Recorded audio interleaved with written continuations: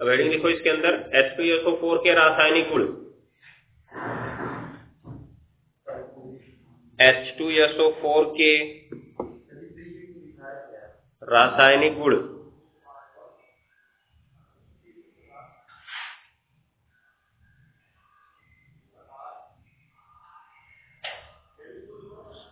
H2SO4 के रासायनिक गुण।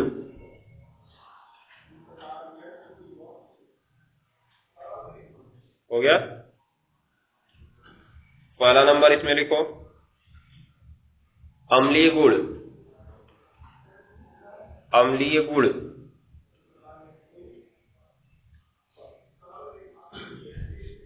अम्लीय गुण हो गया। अब लिखो यह एक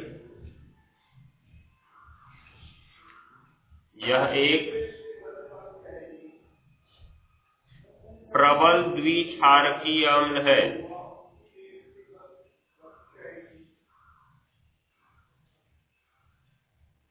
यह एक प्रबल द्विक्षारकीय अम्ल है।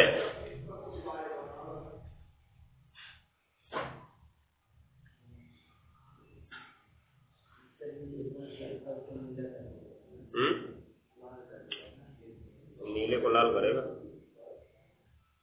कहां तक लिखे? प्रबल द्विक्षारकीय अम्ल है जो क्षारकों से क्रिया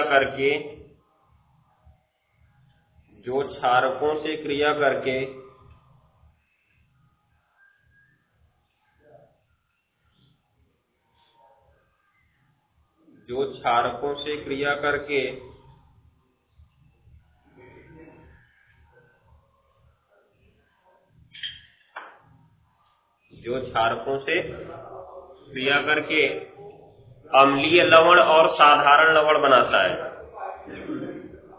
जो क्षारकों से क्रिया करके अम्लीय लवण और साधारण लवण बनाता है। अम्लीय लवण और साधारण लवण बनाता है। जैसे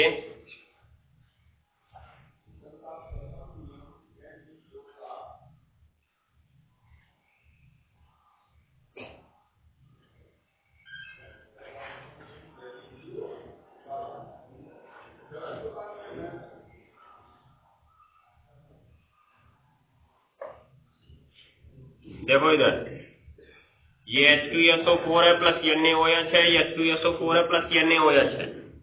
यहाँ पे हम लेते हैं सांद्र H2SO4 और यहाँ पे हम लेते हैं तनु H2SO4। ये सांद्र है और ये तनु है। अगर सांद्र है तो सांद्र H2SO4 में आयनन इस प्रकार से होता है और तनु H2SO4 में आयनन इस प्रकार से होता है। कहने का मतलब अगर हमारे पास सांद्र H2SO4 है तो उसका एक ही H+ बाहर निकलता है और अगर तनु है तो दोनों H+ बाहर निकल जाते हैं। अब बता सकते हो अभिक्रिया में बनेगा क्या? यहाँ पर OH और H मिलकर तो क्या बना लेंगे? H2O बना लेंगे। बचा कौन? Na बचा और क्या बचा है? HSO4 बचा हुआ है। Na बनाता है प्लस और HSO4 बनाता है माइनस। प्लस से माइनस कट जाएगा अर्थात किसी संख्या की जरूरत नहीं है तो सूत्र बन जाएगा NaHSO4। हो गया। ऐसे ही इसमें देखो, इसमें क्या होगा? OH और H मिलके क्या बना लेंगे? H2O बना लेंगे और Na बचा है और SO4 पे 2 माइनस बचा है तो Na क्या बनाता है? प्लस बनाता है और ये 2 माइनस प्लस, दो इसका इसके नीचे और एक इसका इसके नीचे लिखना होगा तो सूत्र क्या बन जाएगा? Na2SO4। इसका नाम है सोडियम बाइसल्फेट या हाइड्रोजन सल्फेट, अभी उस दिन बताए थे। और इसका नाम होगा सोडियम सल्फेट। अब इसमें एक अम्लीय लवण है और एक साधारण लवण है, कैसे पता चलेगा? क्यों? क्योंकि उसमें विस्थापनीय H+ अभी बचा हुआ है। देखो, इस H को देखने से ही हम नहीं बता सकते हैं, क्योंकि एक सूत्र होता है H3PO2, ठीक है ना, H3PO2, इसका एक ही हाइड्रोजन बाहर निकलता है, तो H2PO2 पे माइनस बचा होता है इसके साथ, तो अगर इसके साथ ये जोड़ दिया जाए तो क्या इसको भी हम अम्लीय लवण कह देंगे? इसका आयनन सदैव इस प्रकार से होता है, दिखा?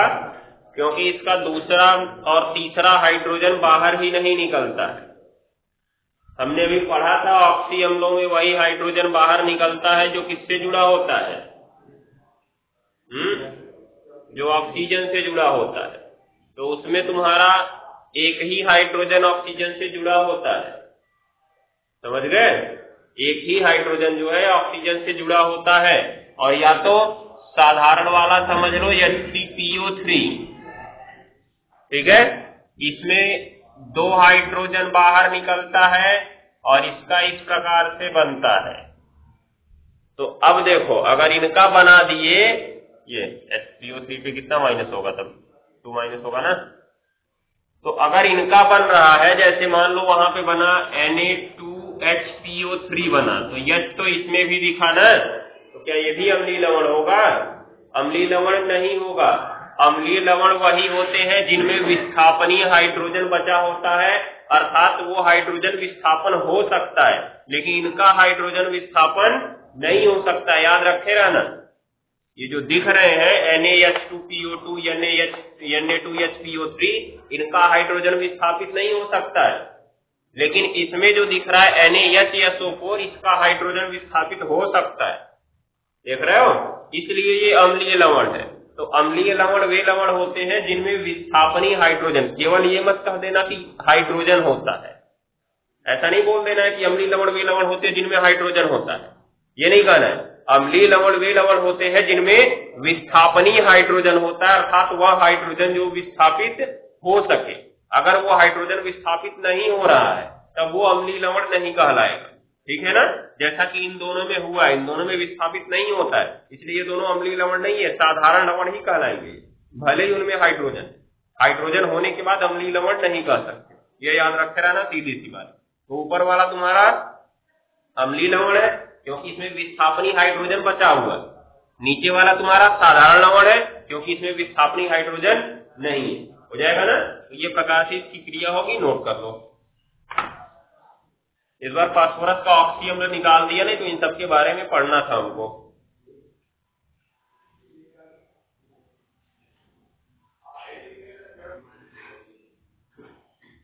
हाइड्रोनियम आयन तुम्हारा समझ लो, जिससे जिससे H+ आयन क्रिया करेगा उससे उससे हाइड्रोनियम आयन क्रिया करेगा, क्योंकि हाइड्रोनियम आयन कोई अलग चीज नहीं है।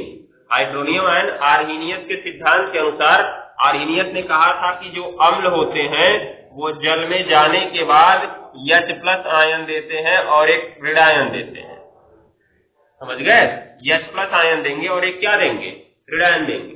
उसके बाद जब बाद में आर्हीनियस ने बताया कि ये जो H+ होता है जल में जाने के बाद स्वतंत्र नहीं रहता है, H+ जल से जुड़कर H3O+ बना लेता है, जिसे हम हाइड्रोनियम आयन कहते हैं। तो कोई अलग आयन नहीं है, जो अम्ल का H+ निकलता है वही जल से क्रिया करके क्या बना लेता है?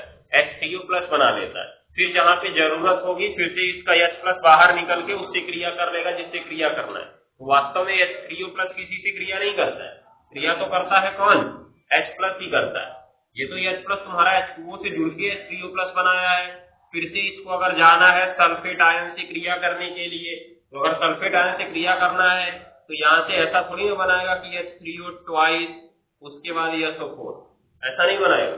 पुनः इसका हाइड्रोजन आयन बाहर निकलेगा और वही जाएगा इसके पास, अर्थात फिर से बनाएगा H2SO4 और प्लस H2O बाहर छोड़ देगा। हाँ, ये केवल विद्युत अपघट्य में है, आयन चलने के लिए। जब हम आयन के चलने की बात करते हैं विद्युत अपघट्य में, तो अब H+ और SO4 पे 2- हमारे हिसाब से चलना चाहिए, लेकिन आर्गेनियस के नए सिद्धांत के अनुसार H+ नहीं चलता है, H3O+ चलता है और जाने के बाद निकलता है H2 और प्लस H2O, तो H2 ही मुक्त होता है वहां पे। अब वैसे ही H+ जाता तभी H2 मुक्त होता, H3O+ जा रहा है तभी H2 मुक्त हो रहा है, तो कोई परेशानी नहीं होती है उनको, चर्चा वही होती है इनकी, बस केवल जुड़ गया है, यही बताया था आर्हेनियस ने, आगे कुछ नहीं किया था उन्होंने। जो भी क्रिया होती है सब H+ की होती है, H3O+ की नहीं होती है। नीचे हेडिंग लिख लो, धातु कार्बोनेटों के साथ क्रिया, धातु कार्बोनेटों के साथ क्रिया।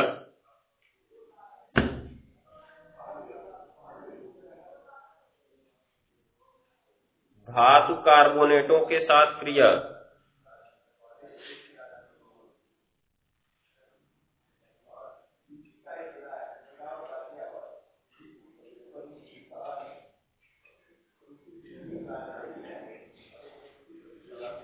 धातु कार्बोनेटों के साथ क्रिया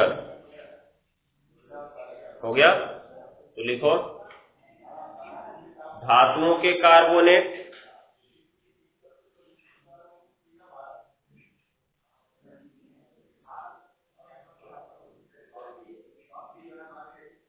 H2SO4 से क्रिया करके H2SO4 से क्रिया करके सल्फेट लवण बनाते हैं, सल्फेट लवण बनाते हैं।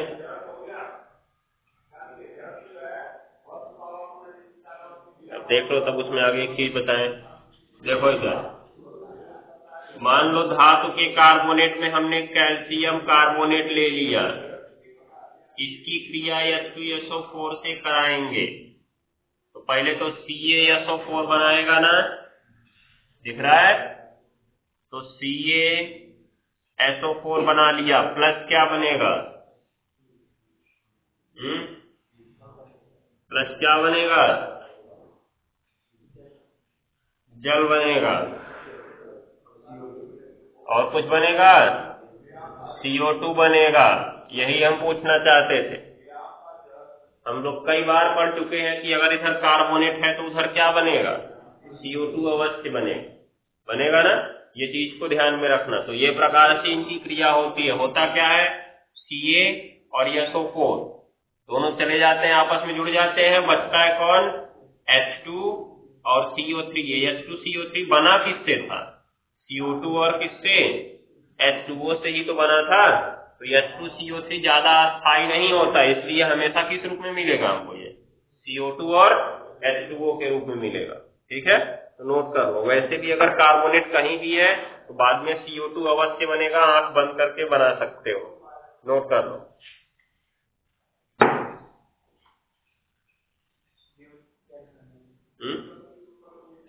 क्या लिखे, सल्फेट लवण बनाते हैं तथा CO2 गैस निकलती है, तथा CO2 गैस निकलती है।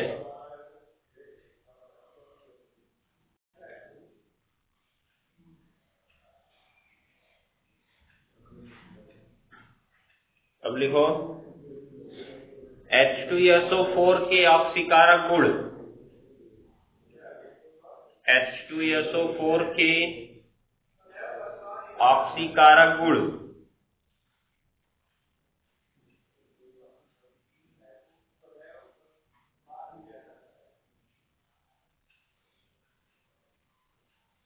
H2SO4 के ऑक्सीकारक गुण हो गया।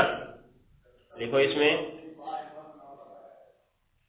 यह एक प्रबल ऑक्सीकारक है, यह एक प्रबल ऑक्सीकारक है,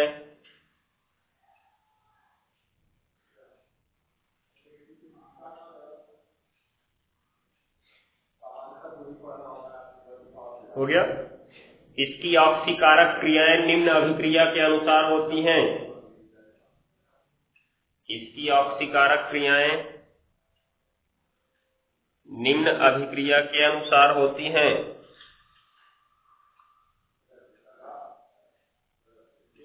इसकी ऑक्सीकारक क्रियाएं निम्न अभिक्रिया के अनुसार होती हैं।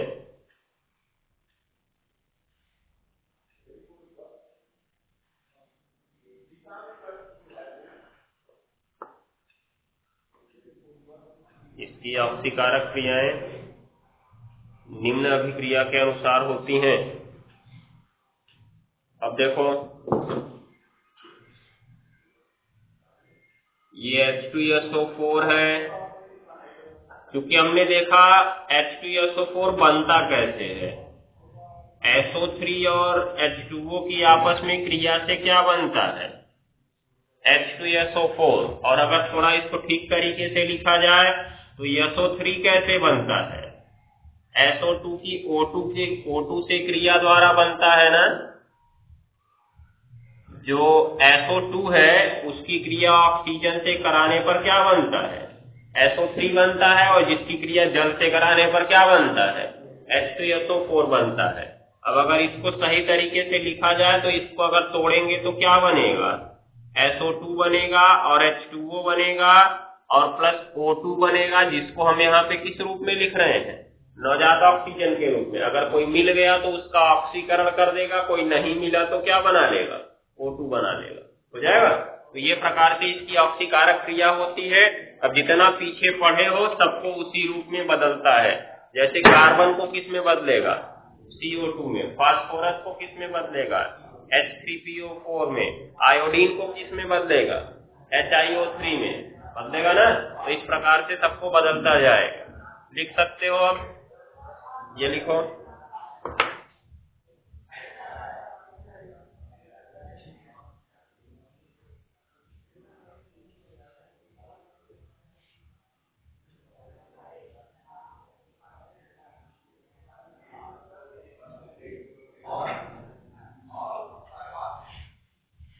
अब लिखो,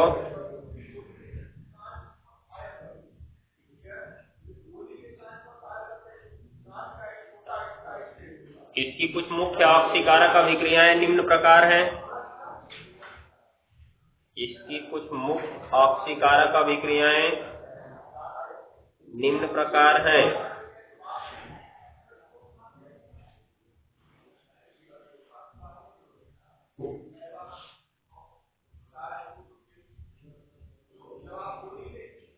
इसकी कुछ मुख्य ऑक्सीकारक अभिक्रियाएं निम्न प्रकार हैं। हो गया, देखो इसमें पहला नंबर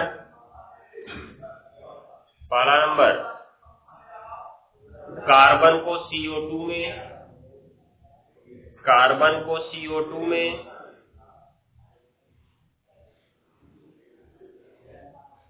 कार्बन को CO2 में, हो गया। फास्फोरस को H3PO4 में, फास्फोरस को H3PO4 में,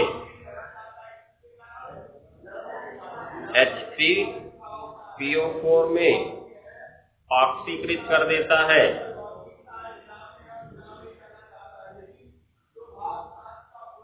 ऑक्सीकृत कर देता है।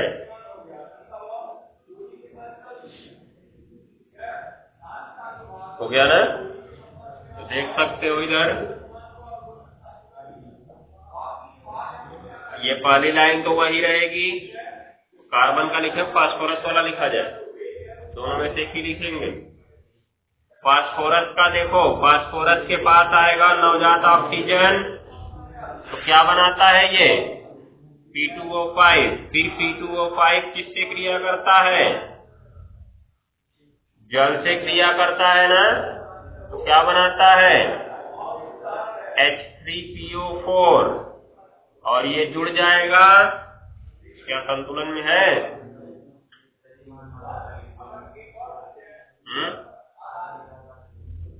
यहाँ पे 5 करना होगा पहले ना, और यहाँ पे 2 करना होगा, और इसमें 5 का गुणा कराना होगा। अभी ठीक है, तो 5 H2SO4 हो जाएगा, और 2 फास्फोरस है, ये वाला।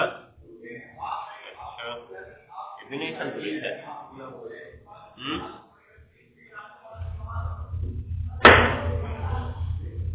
यहाँ पे 3 करें और यहाँ पे 2 करें, अब संतुलित है, तब का है मिटवा दिए। 5 H2SO4 और प्लस कितना फास्फोरस, 2 फास्फोरस। ऑक्सीजन कट चुका है, P2O5 कट चुका है। इधर 3 H2O है और इधर साइड में 5 H2O है ना, इसलिए इधर तो H2O लिखा नहीं जाएगा, वो तो उधर ही जाएगा। तीर के बाद क्या बचेगा, SO2 बचेगा। P2O5 कट चुका है और ये 5 SO2 रहेगा ना, और 2H3PO4 और प्लस H2O कहीं तो बचा है, 2 H2O बचा हुआ है। तो लिख सकते हो इसको, नोट कर लो इसको, तब अगला वाला देखा जाए।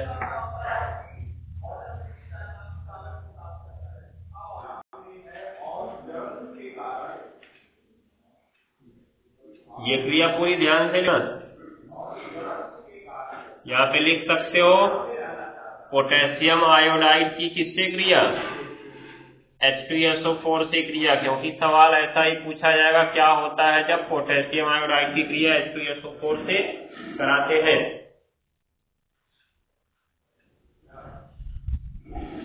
इंपॉर्टेंट है ये।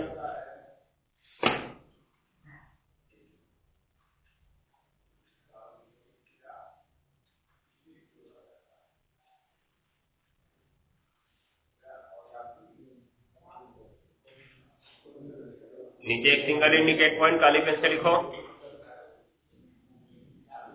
ये भी इंपॉर्टेंट ही रहेगा तुम्हारा। सिंगल इंडिकेट पॉइंट काली पेन से लिखना है। लिखेंगे पोटेशियम क्लोराइड KCl की क्रिया सांद्र H2SO4 से कराने पर, KCl की क्रिया सांद्र H2SO4 से कराने पर HCl गैस प्राप्त होती है। HCl गैस प्राप्त होती है,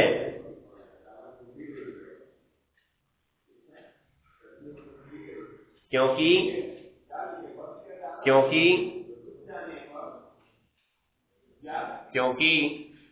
HCl का ऑक्सीकरण,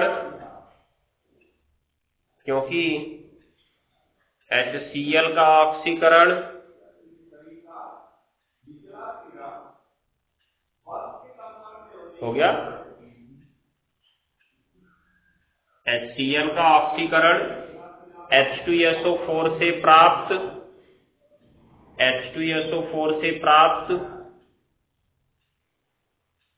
नवजात ऑक्सीजन के द्वारा नहीं हो पाता है। नवजात ऑक्सीजन के द्वारा नहीं हो पाता है। हो गया, HCl का ऑक्सीकरण H2SO4 से प्राप्त नवजात ऑक्सीजन के द्वारा नहीं हो पाता है। हो गया। जैसे इसके लिए ऊपर वाला रिएक्शन लिख लो, KCl प्लस H2SO4, तीर के बाद K2SO4 प्लस HCl। हो गया।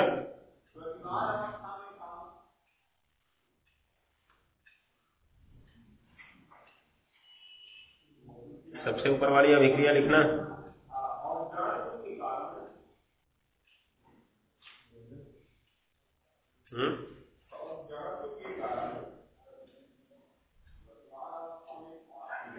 हो गया।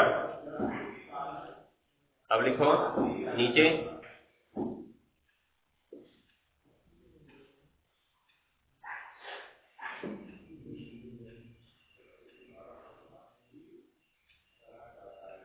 जबकि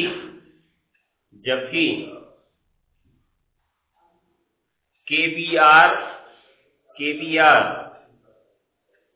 अथवा KI की H2SO4 से क्रिया कराने पर, H2SO4 से क्रिया कराने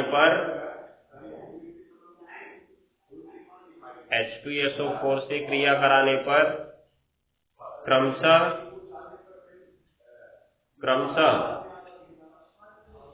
हो गया।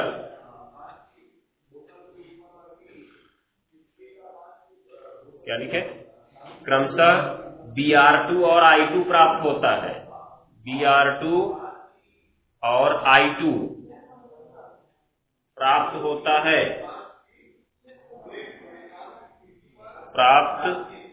होता है, क्योंकि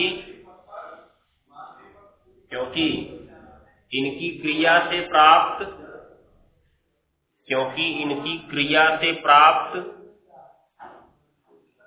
HBr और HI, इनकी क्रिया से प्राप्त HBr और HI, इनकी क्रिया से प्राप्त HBr और HI हो गया ना। का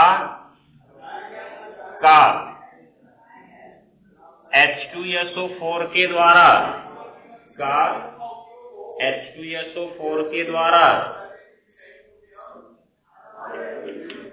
Br2 और I2 में ऑक्सीकरण हो जाता है।